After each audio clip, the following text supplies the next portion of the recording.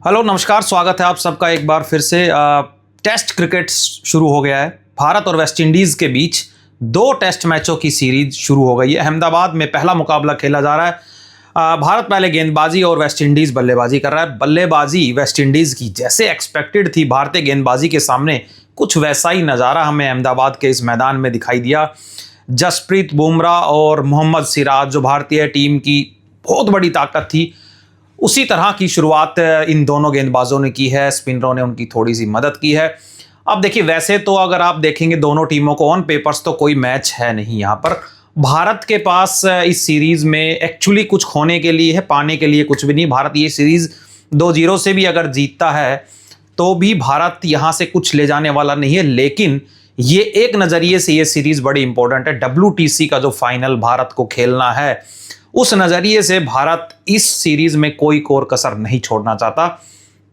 और भारत, शुभमन गिल का हमने इंटरव्यू देखा। शुभमन गिल ने कहा अगर भारत जैसी टीम WTC फाइनल नहीं खेलती है ना, तो यार बड़ी निराशा होगी ये देखकर, क्योंकि जिस दर्जे की भारतीय टीम है, जिस दर्जे का हम क्रिकेट खेलते आ रहे हैं, खासकर रेड बॉल क्रिकेट इंग्लैंड में हमने देखा अभी जिस तरह से सीरीज ड्रॉ हुई थी।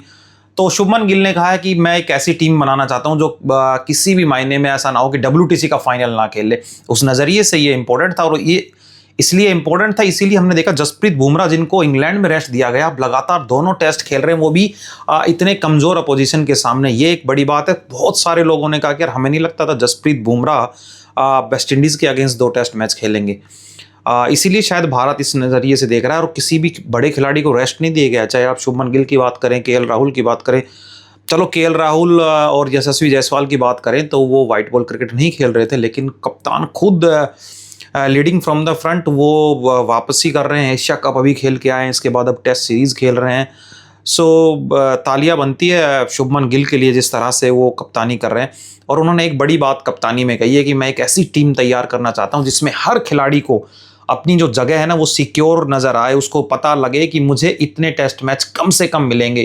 ताकि देखिए, क्रिकेट में ये सारा जो गेम है ना वो कॉन्फिडेंस का, अगर आप खिलाड़ी के अंदर वो कॉन्फिडेंस दे देते हैं कि आपकी जगह सिक्योर है, क्योंकि आप टैलेंटेड है इसीलिए आप यहाँ तक पहुँचे हैं, तो जब वो कॉन्फिडेंस में होता है तो फिर उसका गेम और ज़्यादा निखर के आता है। अगर उसको ये पता है कि अगर मैं यहाँ परफॉर्म नहीं करूँगा तो क्या पता अगला मैच ना खेल पाऊँ, तो उससे उनका ज़रूर परफॉर्मेंस थोड़ा सा डगमगाता हुआ नज़र आ रहा है। लेकिन जैसा कि हमने देखा, ये वेस्ट इंडीज़ का जो स्कोर है, पूरे दिन भी बैटिंग नहीं कर पाई वेस्ट इंडीज़ की टीम। और अब ये टेस्ट मैच कितने दिन चलेगा, 2 दिन चलेगा, 3 दिन चलेगा, ये देखना होगा। लेकिन पूरी तरह से डोमिनेट किया भारतीय टीम ने। और अभी नहीं, डोमिनेट अभी नहीं किया। हम 2006 से एक रिकॉर्ड देख रहे थे कि वेस्ट इंडीज़ की टीम भारत को हरा नहीं पाई है। 2006 से कम हम बात कर रहे हैं, 22 टेस्ट तब से अब तक खेले गए हैं।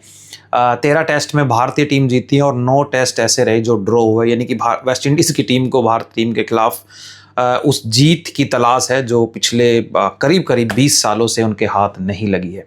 इस पूरी टेस्ट सीरीज़ में क्या कुछ बारीकियां रहेंगी, कैसे नैरेटिव रहेगा, और कौन कौन से खिलाड़ी क्या यहाँ से पाएंगे, क्या यहाँ से खो सकते हैं, इन सब पर हमारी लगातार नज़र बनी रहेगी। आप लोग भी इस टेस्ट सीरीज़ को खासकर किस तरह से देख रहे हैं, कमेंट करके ज़रूर बताइएगा।